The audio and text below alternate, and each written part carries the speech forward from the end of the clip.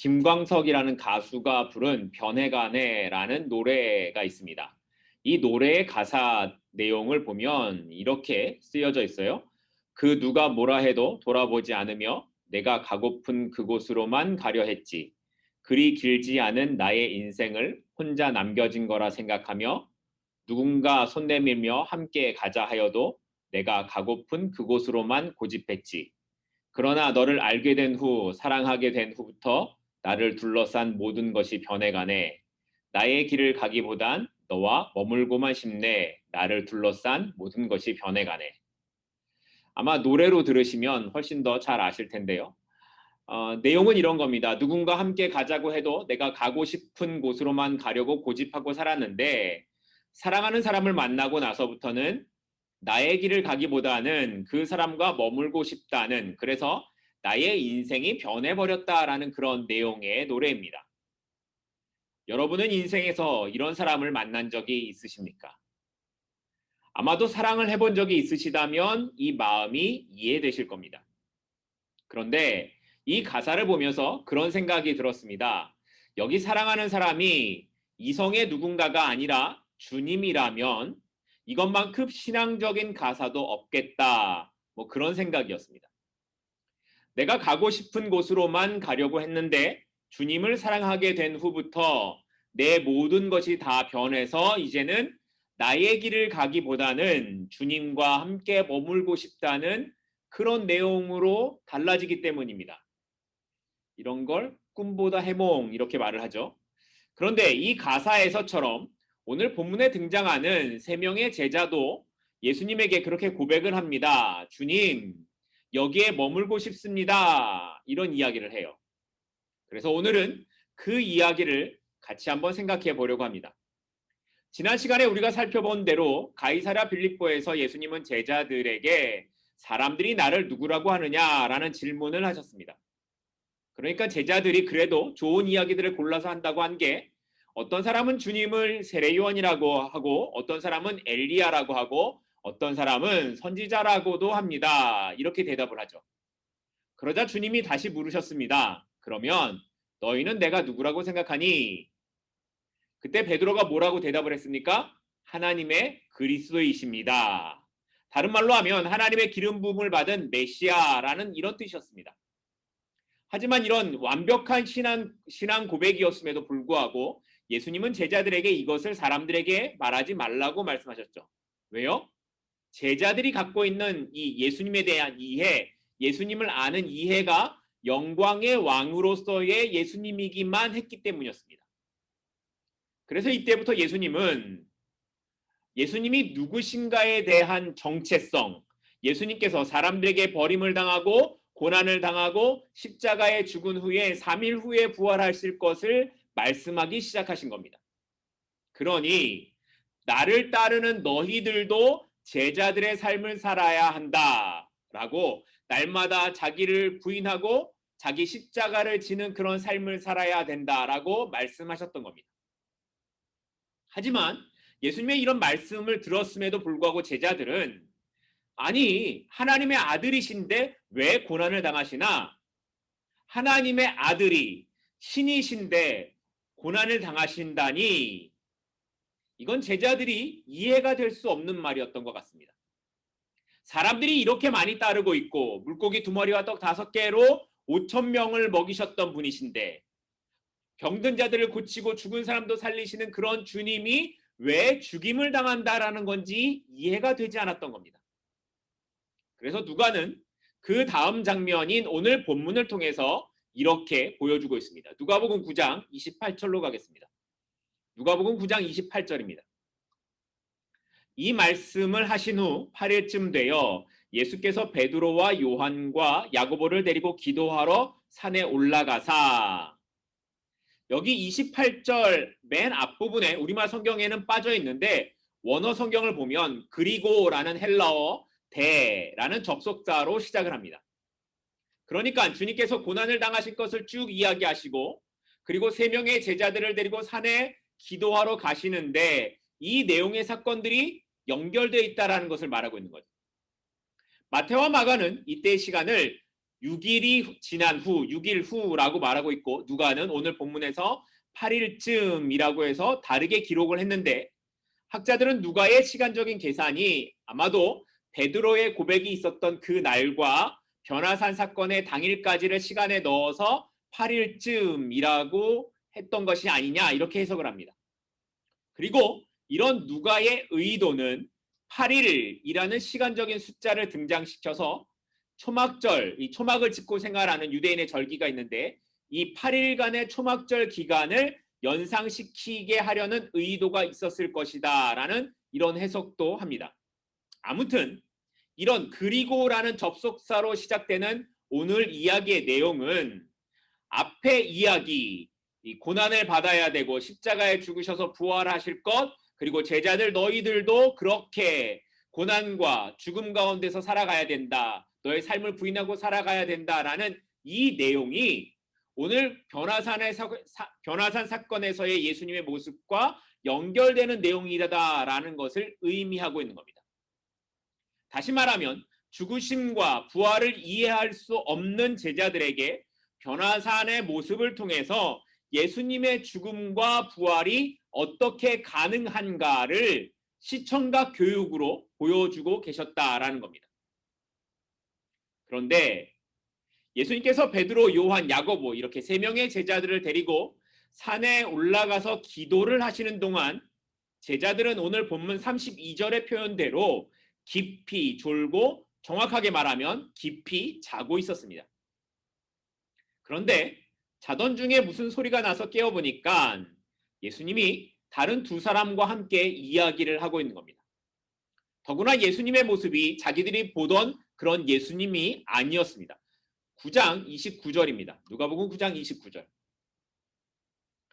기도하실 때에 용모가 변화되고 그 옷이 휘어져 광채가 나더라. 그 옷이 휘어져 광채가 났다. 예수님께서 기도하실 때에 예수님의 원래 본래의 모습이 되셨습니다. 하나님의 모습, 너무 밝아서 쳐다볼 수 없는 그런 밝은 모습이 예수님에게 나타난 겁니다. 그래서 여기 광채가 나타났다라는 이 원어의 뜻을 보면 번개가 치듯 번쩍이다 이런 뜻이 있습니다. 그렇게 밝은 빛이 나타났다라는 겁니다. 이게 어떤 것인가를 보여주는 장면은 오늘 본문 말고 사도 바울에게서도 나타나는데요. 사도 바울이 사울이었던 시절 예수님을 믿는 자들을 핍박하고 다메섹으로 가다가 부활의 주님을 만나게 되는데 그때에 사도 바울이 이렇게 간증을 합니다. 그때 모습을 간증하는 게 사도행전 26장 13절 말씀입니다. 사도행전 26장 13절인데요. 왕이여 정오가 되어 길에서 보니 하늘로부터 해보다 더 밝은 빛이 나와 내 동행들을 둘러 비추는지라. 오늘 말씀 이 사도행전 26장 말씀을 보면 이 바울이 예수 그리스도를 만났던 때가 언제라고요? 정오가 되어 해가 중천에 떠 있는 정오였습니다. 그런데도 예수님으로부터 오는 빛이 더 밝았다라는 거예요. 눈을 뜨고 볼 수 없는 그런 빛의 밝음이 바울에게 있었습니다. 그래서 사도 바울이 그 빛을 본 후에 3일 동안 앞을 볼 수 없었던 겁니다. 그런데 이렇게 밝은 빛을 제자들이 예수님을 통해 다시 보고 있는 겁니다. 그리고 더 신기한 일은 그 이후에 그들의 눈앞에 펼쳐지는데요. 그 변화하신 예수님과 함께 다른 두 사람이 이야기를 하고 있는데 자세히 들어보니까 그 두 사람이 누구냐면 모세와 엘리야인 겁니다. 이건 말이 안 나오는 순간인 겁니다. 믿을 수가 없는 거죠. 모세는 구약의 율법을 대표하는 인물이고 엘리야는 구약의 선지자를 대표하는 인물입니다. 이 두 사람은 모두 예수님과 관련이 있습니다. 모세는 시내산에서 하나님의 영광을 체험했고 엘리야는 호렙산이라는 곳에서 하나님의 능력을 체험했습니다. 그리고 예수님은 지금 변화산에서 변화된 모습으로 제자들에게 나타내 보이시고 계십니다. 모세는 장차 하나님께서 일으키실 메시아를 예언하였고 엘리야는 오실 메시아를 준비하는 사람으로 예언된 사람입니다. 또 엘리야는 죽음을 경험하지 않고 승천하였고 모세도 특이한 방법, 누구도 무덤을 알지 못하는 방법으로 죽음을 맞았습니다. 예수님의 죽으심도 그렇죠. 3일 만에 부활하셨기 때문에 예수님은 무덤이 없으십니다. 또한 모세와 엘리야의 모든 사역은 예수님의 사역을 보여주는 그림자와도 같습니다. 이스라엘 백성들이 애굽에서 400년 동안 종살이를 했습니다. 그 기간 동안 그들은 하나님을 바르게 알지 못했고, 설사 하나님을 안다고 해도 그냥 조상들에게만 역사하셨지 자신들과는 함께 하지 않는다, 이렇게 생각했습니다. 하지만 하나님께서는 모세를 통해 이스라엘 백성들을 종에서 자유케 하셨습니다. 이스라엘의 왕들이 바르게 살았을 때에는 다윗의 길로 행한다라고 표현하는데, 반대로 악한 길로 행하였을 때에는 아합의 길로 행하였다, 이렇게 성경이 표현합니다. 아합은 경제적인 관점에서는 굉장히 뛰어난 왕이었습니다. 그래서 그의 나라가 부강하기는 했지만은 이 경제적인 이유로 이방신 들여오는 것을 서슴지 않았기 때문에 백성들로 하여금 바알과 아세라 이방신을 섬기는 것에 열심을 내게 했던 그런 왕이었습니다. 그런데 그때 이스라엘 백성들의 이 영적인 황폐된 삶을 이 어둠에서 벗어나게 한 사람이 누구냐면 엘리야 선지자였습니다. 그러니까 모세가 이스라엘을 종에서 자유인이 되도록 하는 이 신분의 구원을 이루는 통로의 역할을 했다면, 엘리야는 이스라엘 백성의 신앙의 구원을 이루는 통로의 역할을 한 사람인 겁니다. 그리고 예수님께서는 모든 죄에서 자기 백성을 구원하기 위해 이 땅에 하나님과 인간 사이의 통로의 역할을 직접 하시기 위해 오신 하나님이십니다. 자, 이렇게 모세와 엘리야, 예수님이 같은 어떤 의미를 지니고 있는데, 이렇게 모세와 엘리야가 지금 예수님과 함께 어떤 이야기를 하고 있습니다. 누가복음 9장 31절입니다. 제자들이 자세히 들어보니까 예수님과 모세와 엘리야가 하는 이야기가 이런 겁니다. 영광 중에 나타나서 장차 예수께서 예루살렘에서 별세하실 것을 말할세. 예수님께서는 모세와 엘리야와 더불어 예루살렘에서 있게 될 예수님의 별세에 대한 이야기를 하셨습니다. 여기 별세라는 것은 예수님이 십자가에서 돌아가실 것을 의미하는 말입니다. 그런데 이 별세라는 단어가 헬라어는 엑소더스라고 합니다. 이 엑소더스가 영어로는 출애굽기, 사전적인 의미로는 대탈출, 이런 의미가 있습니다. 아무튼 이스라엘 백성이 애굽에서 400년 노예 생활을 하다가 남자만 60만 명이 되는 가족들까지 다 합치면 한 200만 명이 넘는 이런 사람들이 애굽에서 나왔죠. 이것을 엑소더스, 대탈출이라고 말을 합니다. 그런데 이 엑소더스라는 단어를 풀어서 해석해 보면 좀 다른 뜻이 있습니다. 이 단어는 두 단어가 합쳐서 된 말인데, 무엇 밖으로의 뜻인 엑스와 길을 뜻하는 호도스가 합쳐진 단어입니다.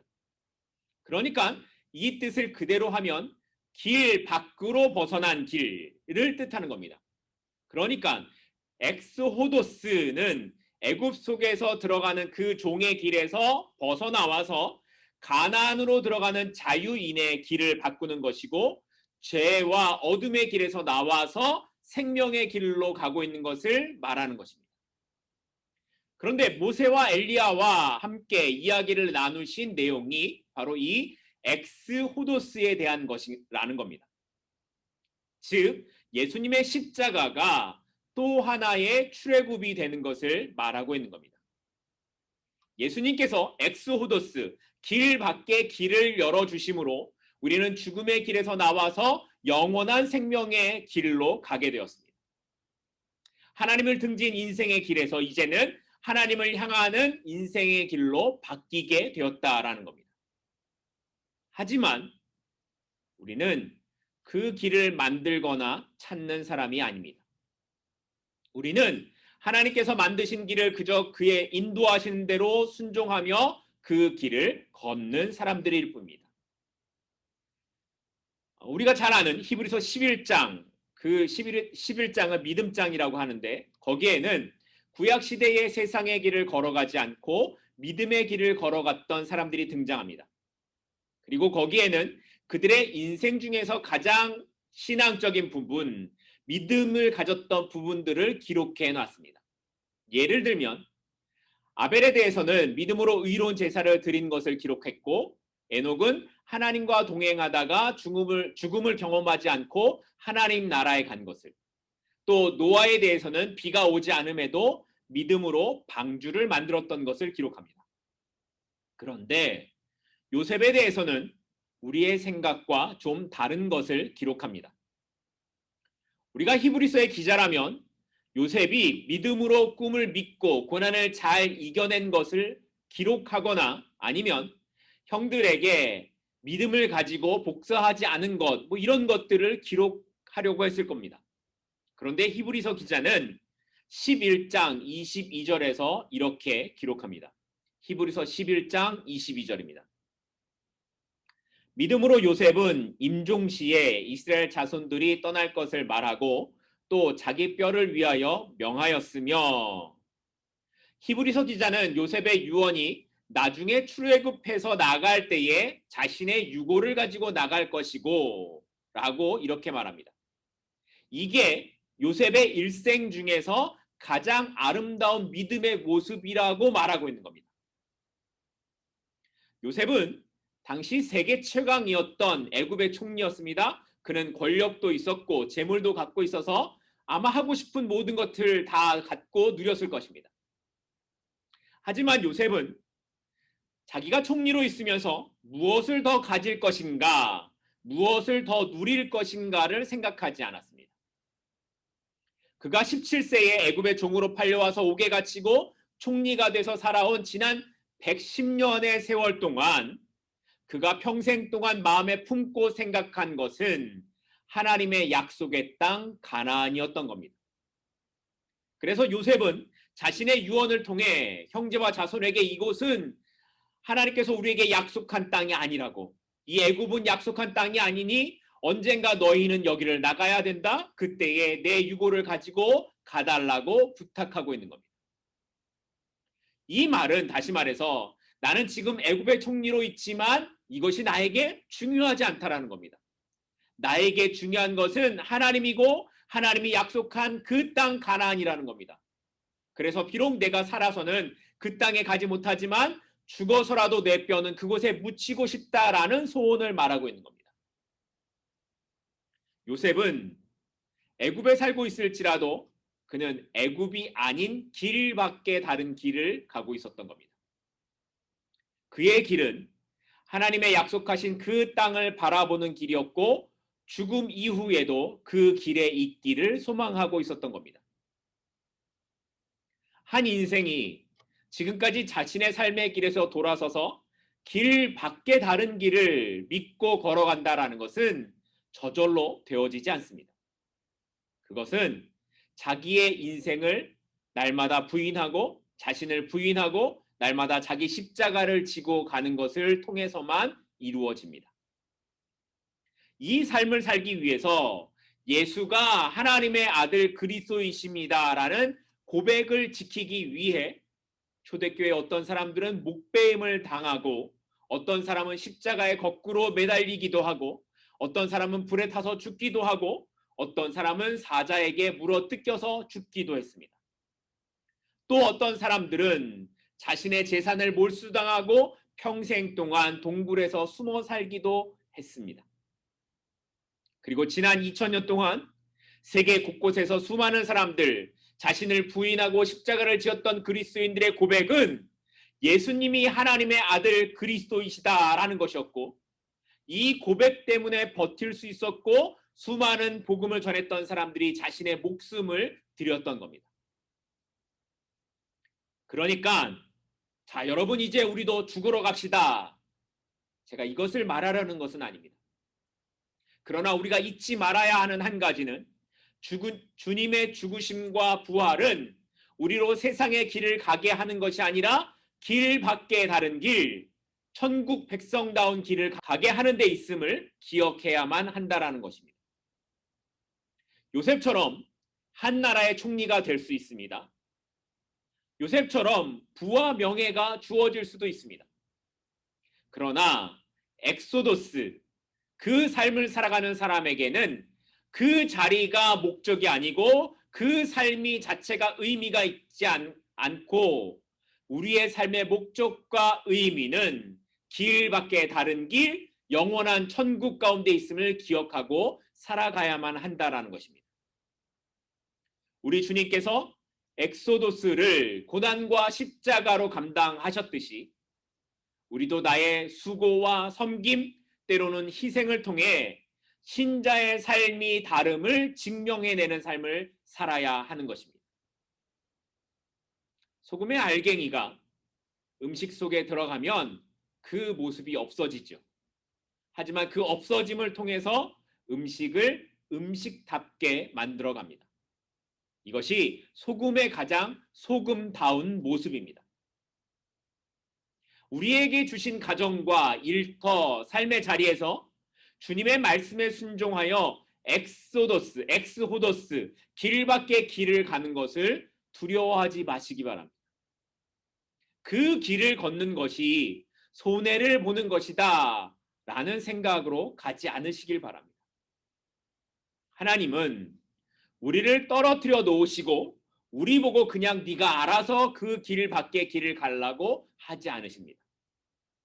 주께서 날마다 십자가를 지고 나를 따라오라고 하신 것은 이미 주님이 그 길을 가셨고 우리와 함께 가시겠다라는 약속의 말씀이 있기 때문입니다. 세상이 보여주는 길이 아닌 길 밖에 다른 길, 여기가 내 소망이 아니라 천국에 나의 소망이 있어서 나는 오늘도 세상이 말하는 그 길이 아닌 다른 길을 가겠다라고 결단하는 저와 여러분이 될 수 있기를 소망합니다. 그런데 이렇게 엑소도스에 대해 이야기를 하시는 주님에게 베드로가 뭐라고 말을 하냐면 누가복음 9장 33절에 이렇게 말을 합니다. 두 사람이 떠날 때에 베드로가 예수께 여짜오되 주여 우리가 여기 있는 것이 좋사오니 우리가 초막 셋을 짓되 하나는 주를 위하여 하나는 모세를 위하여 하나는 엘리야를 위하여 하사이다 하되 자기가 하는 말을 자기도 알지 못하더라. 베드로의 말이 뭐예요? 여기가 좋으니까 초막셋을 짓고 여기서 살자는 겁니다. 그런데 이게 너무 말이 안 되는 말이니까 누가가 뭐라고 말하냐면 베드로도 자기가 무슨 말 했는지 알지 못했다 이렇게 기록을 합니다. 베드로의 말을 바꿔서 말하면 이런 겁니다. 예수님 이겁니다. 우리가 예수님께 기대하는 것이 바로 이런 겁니다. 예수님이 모세와 엘리야와 함께 계시는 이런 모습처럼 이렇게 영광스러운 모습, 이런 게 좋은 겁니다 라고 말하고 있는 거예요. 베드로가 예수님에게 대하여 꿈꾸었던 것이 바로 이런 거였습니다. 이렇게 영광스러운 예수님, 사람의 생각으로 도저히 생각할 수 없는 이 영광의 예수님의 모습이 베드로가 꿈꾸었던 모습이었던 겁니다. 그러니까 이제 됐다 생각하는 겁니다. 자다가 깨어서 보니까 예수님이 이렇게 대단한 분이었어? 그럼 됐네. 이렇게 생각했던 겁니다. 그래서 예수님, 이거를 포기하고 어디로 가겠습니까? 그냥 여기서 사는 것이 좋겠습니다. 라고 말하는 겁니다. 베드로는 고난 이후에 예수님께서 어떻게 부활하실 것인가를 미리 맛보기로 보여주신 것이 그게 전부라고 생각했던 겁니다. 그래서 이게 주님의 영광스러운 모습이니까 이 영광의 모습으로만 살자라고 하고 있는 겁니다. 그 영광의 주님만 있으면 되니까 그냥 여기서 살자고 하고 있는 겁니다.